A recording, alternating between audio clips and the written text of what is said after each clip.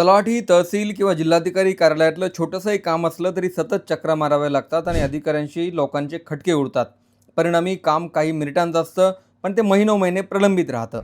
या सगळ्यांवर तोडगा काढून लोकांची नाराजी दूर करण्यासाठी महसूल मंत्री चंद्रशेखर बावनकुळे यांनी छत्रपती शिवाजी महाराज समाधान शिबिर सुरू केलं आहे, ज्यात महसूल विभागातली प्रत्येक सेवा नागरिकांना मिळणार आहे आणि सगळे अधिकारीही तिथेच उपस्थित असतील. प्रलंबित फेरफार निकाली काढणे, 7/12 दुरुस्तीचे अर्ज स्वीकारून ते निकाली काढणं, डिजिटल 7/12 आणि 8 उतारे त्वरित उपलब्ध करून देणं, जात प्रमाणपत्र, रहिवासी किंवा उत्पन्नाचा दाखला अशा लोकसेवा कायद्यातल्या प्रमाणपत्रांची तातडीने पूर्तता करणं, याशिवाय ज्या गोष्टी लोकांना माहीत नाहीत त्याची जागृती करणं आणि कोणतंही काम प्रलंबित राहणार नाही याची खातरजमा करणं, यासाठी महसूल विभागाने हा पहिला टप्पा सुरू केला आहे.